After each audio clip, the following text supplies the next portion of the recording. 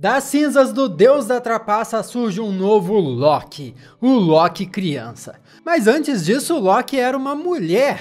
E como é que isso tem a ver com um patriota de ferro, a destruição de Asgard e um novo grupo de Vingadores formado apenas por super vilões? Se você acha que a história do Loki é maluca no universo cinematográfico Marvel, saiba que é muito pior nos quadrinhos. E eu vou te explicar isso tudo aqui nesse vídeo. Olá, como vai? Tudo bem? Eu sou o Miguel Loquia, seja muito bem-vindo a mais um episódio do Histórias com Loquia, onde eu te conto o que rola nas histórias dos super-heróis.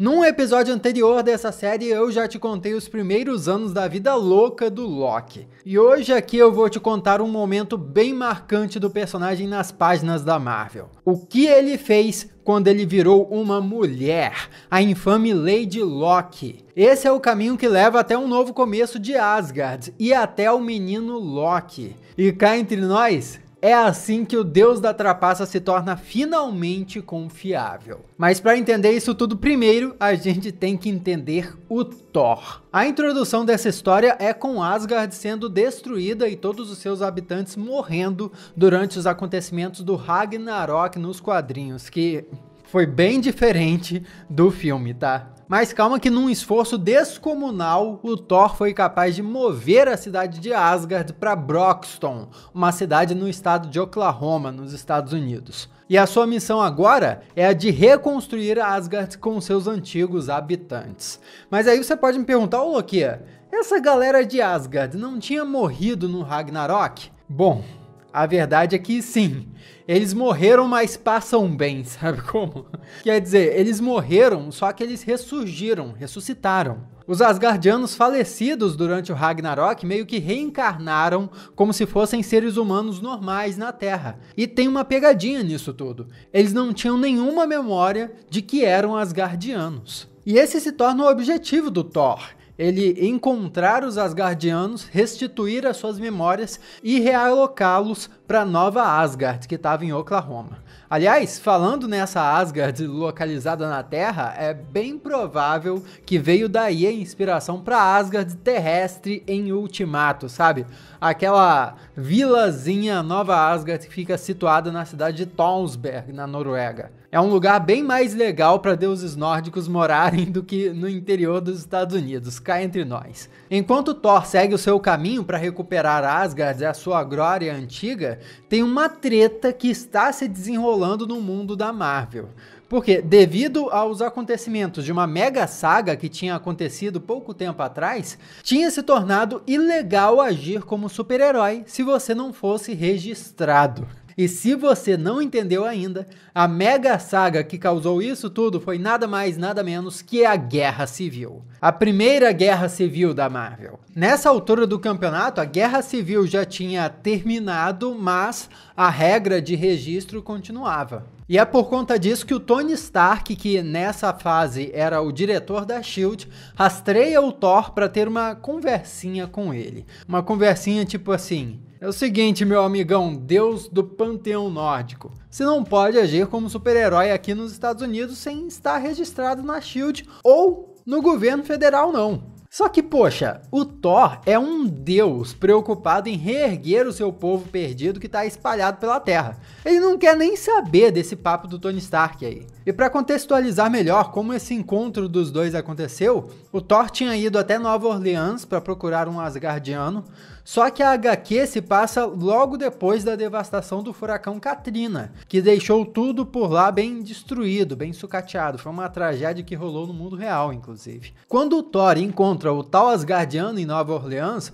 o Asgardiano, lógico, não reconhece o deus do trovão, porque lembra que eu falei que os Asgardianos não lembravam que eram Asgardianos na verdade? Pois bem, o homem fica até meio pistola com o Thor por ter ido até ali falar abobrinha com ele naquele momento que era tão crítico para a cidade. Enquanto o Thor tentava fazer o cara relembrar que era Asgardiano, chega o Homem de Ferro com esse papinho de registro e coisa e tal. E o Thor, cansado por estar tentando convencer o cara, ele fica irritado pra caramba com a postura do Tony Stark. E pra piorar, Durante a Guerra Civil, o Tony tinha clonado o Thor, feito meio que uma versão robótica dele, que ele tinha batizado até de Ragnarok. E esse robô do Thor tinha saído do controle e matado um super-herói. Esse foi um acontecimento marcante da mega saga da Guerra Civil.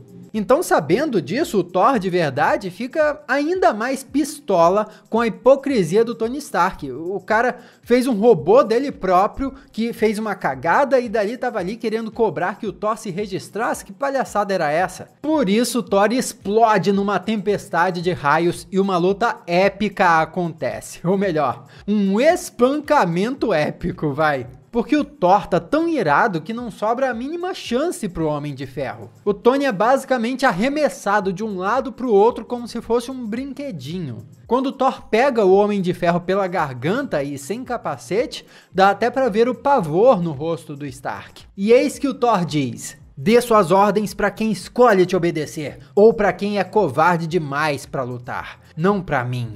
Ou aprenda de novo a diferença entre um deus do trovão e um homem com um traje de metal. Nossa! Pois é, o Homem de Ferro acaba encontrando uns meios diplomáticos de tolerar a presença do Thor e dessa nova Asgard na Terra aí, porque depois de tomar uma surra dessa e levar uma lição de moral, não tinha outro jeito. O Thor então volta para aquele cara em Nova Orleans que era um asgardiano e não sabia. O nosso deus do trovão o convence de que ele é uma peça fundamental para um dever maior e o homem permite que Thor liberte sua essência verdadeira. E quando Thor faz isso, a gente descobre a verdadeira identidade daquele cara. Quem você acha que era ele? Eu vou te contar, mas antes se inscreve aqui, ativa as notificações para ficar informado do mundo de super-heróis e ainda me dar uma força monumental. Sério, eu preciso da sua colaboração aqui, não custa nada. E para você que já é da família Lokia, muito obrigado, um grande abraço para você e vamos continuar. Aquele cara ainda não era o Loki, se foi isso que você pensou. Na verdade, o tal homem era o Heimdall, o deus que tem os olhos que tudo veem, e o antigo guardião da Bifrost. Com o auxílio do Heimdall, o Thor visita vários locais na Terra em busca de novos Asgardianos para recrutar. Afinal, o Heimdall poderia localizar essas pessoas onde quer que elas estivessem. Só que começa a rolar algo sinistro. Heimdall diz que o número de Asgardianos que ele consegue ver vem diminuindo constantemente. Thor até fica assustado, achando que os seus compatriotas possam estar sendo assassinados. Mas Heimdall diz que não é bem esse o caso. Ele diz que conforme sentia essas pessoas desaparecerem, ele sentia também uma presença sombria crescer. O Heimdall então detalha a localização para o Thor e diz que ali existia um inimigo que o deus do trovão teria de enfrentar sozinho. Thor até quer saber quem é, mas Heimdall infelizmente não pode revelar sua identidade. Quando Thor enfim chega no local, ele dá de cara com o Loki, não,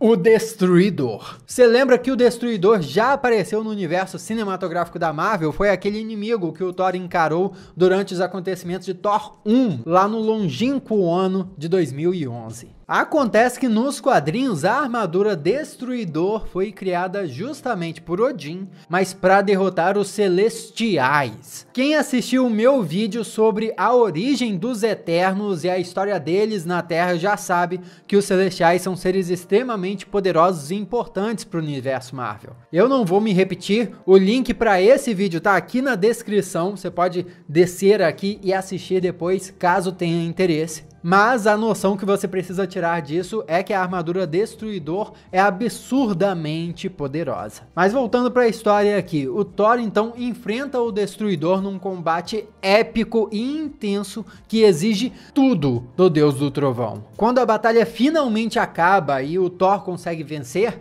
a armadura do Destruidor racha e de dentro dela cai mais um Asgardiano. É o Loki? Não, ainda não, calma, era o Balder, o Bravo. Ele basicamente tinha entrado na armadura do Destruidor para reunir o povo de Asgard novamente. Isso porque ele se julgava um defensor extremo do seu povo e aquele que iria executar essa missão tão importante. Mas agora, com Balder solto da armadura e Asgard populada por alguns Asgardianos novamente, o Thor começa a recrutar os Asgardianos em em específico que estavam sob a guarda do Destruidor. Assim, sob a guarda ou sequestrados, né? Mas enfim. E no meio desses Asgardianos, ele localiza uma mulher que desconfia ser a Lady Sif. Thor chega ali todo assanhado, todo pimpão, dizendo que é muito bom poder rever o amor da vida dele.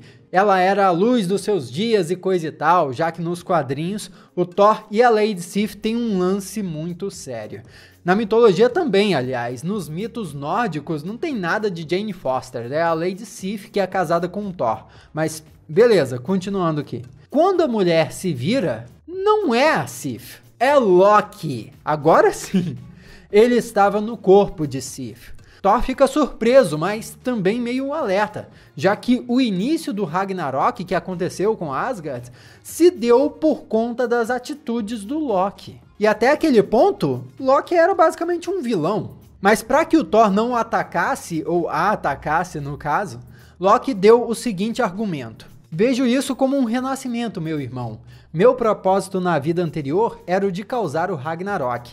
Isso foi feito, e o ciclo terminou para sempre. Este é um novo começo, um novo princípio para nós dois. Gostaria de pedir a chance de provar o meu valor agora, conforme acho um novo propósito na vida, livre das correntes que já restringiram o meu destino. O Thor ainda fica desconfiado com o pé atrás, mas garante a Loki essa segunda chance. Mas a esperança não vai muito longe não, porque conforme Thor se afasta, nós vemos que Loki está conversando com alguém. Ou seja, parece que já tinha caroço nesse angu desde o início. O deus da trapaça ainda não é digno de confiança total. O papo de Loki era que se ela trabalhasse em conjunto com essa figura das sombras, nesse momento aí da reestruturação de Asgard, eles poderiam derrubar Thor e tomar a cidade para si. E aí que você pode se questionar quem era essa figura nas sombras. Era outro Loki? Não, era simplesmente um dos maiores vilões da Marvel e que pode estar prestes a aparecer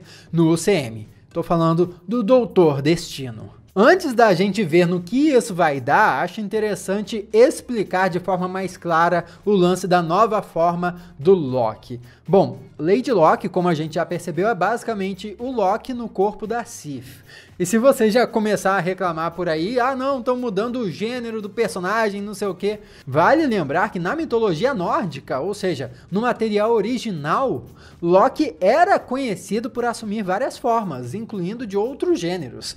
Tem uma passagem muito engraçada dos mitos nórdicos, onde o Loki se transforma numa égua, que acaba dando origem ao Sleipnir, que é o cavalo de 6 patas do Odin. Mas vamos voltar aqui. Nos quadrinhos, durante esse arco do Thor e os eventos do Reinado Sombrio, Loki usou novas formas sim, inclusive a própria Lady Loki para manipular os personagens. A escolha das formas do Loki variava de acordo com os personagens e os contextos da sua manipulação. Só que quando se trata em específico do corpo da Lady Sif, isso aí aconteceu porque quando reencarnou depois dos acontecimentos de Ragnarok, aconteceu um probleminha aí meio grave no caso do espírito da Lady Sif. Em vez da essência dela reencarnar normalmente num corpo similar ao dela própria, como aconteceu com outros Asgardianos, a essência da Lady Sif ficou presa no corpo de uma idosa que lutava contra o câncer dentro do hospital onde a Jane Foster trabalhava. E foi nesse momento aí, nessa situação,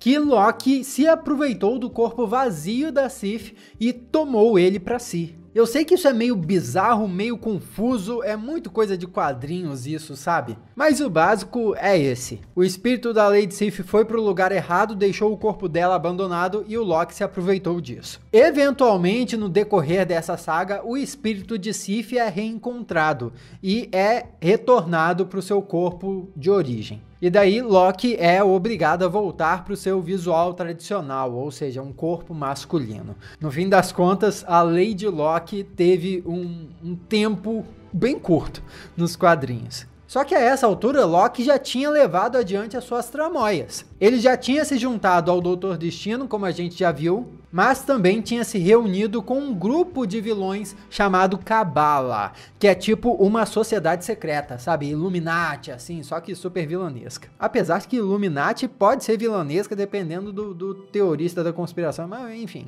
É através desse grupo da Cabala que Loki convence Norman Osborn, que é o antigo Duende Verde e arqui-inimigo do Homem-Aranha, a fazer uma coisa terrível. E veja bem, o Norman Osborn ainda era um vilão nessa altura do campeonato, só que ele estava se passando como um bom moço para o público. Depois das tretas todas que rolaram durante a Guerra Civil dos Heróis, a população meio que desacreditou dos Vingadores e o Norman Osborn, que não é bobo nem nada, se aproveitou disso. Ele formou a sua própria super equipe formada por super vilões disfarçados e fez eles se passarem como uma nova versão de Vingadores, que popularmente ficaram conhecidos por nós como os Vingadores Sombrios. E ele próprio, Norman Osborn, adotou uma nova alcunha, que era uma mistura de Capitão América com Homem de Ferro. Ele se tornou o Patriota de Ferro. Foi dessa história nos quadrinhos que foi adaptada aquela armadura que apareceu nos cinemas no filme Homem de Ferro 3. Só que o contexto do surgimento da armadura, como você já deve ter percebido, nas HQs e no filme é totalmente diferente. Foram essas tretas dos Vingadores Sombrios nos quadrinhos que deram origem à Era do Reinado Sombrio na Marvel.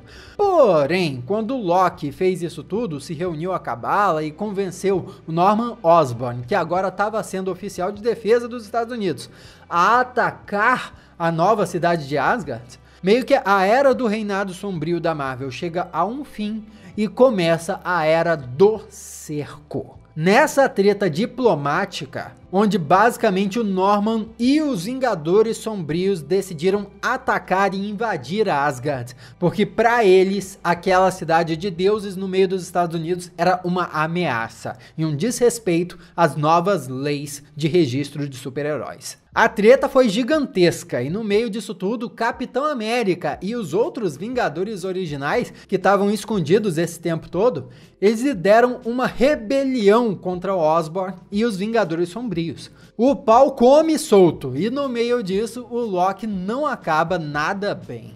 Ele, lógico, se arrepende pelo que causa a Asgard, se arrepende por ter sido um vilão mais uma vez, só que a batalha sai do controle, porque um dos membros dos Vingadores Sombrios é o Sentinela, um super-herói que é um pouco desconhecido, mas que é absurdamente poderoso, tendo capacidades assim similares até ao Superman, mas que tem um agravante. Ele tem um lado sombrio, e quando esse lado sombrio desperta, ele é capaz de virar até um monstro absurdo chamado Vácuo. E no meio da Batalha do Cerco, o Vácuo aparece. E de uma forma sanguinária, esse ser mata o Loki. O deus da trapaça foi simplesmente despedaçado, não sobrou corpo para ele sobreviver. É até bizarro, né? Porque é um ciclo. O Loki causa o caos e depois pensa, putz, não foi uma boa ideia, né? Me arrependi, foi mal aí, galera. Não deu certo. E aí ele vai e morre. Só que dessa vez, antes de morrer, Loki pede pro Thor que se vingue. E o Thor, furioso, que apesar de ter receio, de ter raiva do irmão, ele ainda o ama. E daí fica enraivecido com aquilo tudo e consegue derrotar o Vácuo, o jogando até no sol depois. É nesse momento que a gente tem que se dar conta que assim aconteceu basicamente o fim definitivo do Loki, ou pelo menos dessa versão do Loki. Nós já conversamos em vários episódios dos Histórias com Loki aqui que nos quadrinhos é muito difícil um super-herói morrer para sempre. E o que aconteceu nessa morte do Loki durante o cerco foi que antes ele tinha bolado um esquema aí. Ele manipulou a Hela, a deusa nórdica do submundo, para conseguir tirar o seu próprio nome do livro de Hel. Você certamente deve reconhecer a Hela do filme Thor Ragnarok, né? Mas nos quadrinhos o papel dela é bem diferente, como você talvez tenha percebido.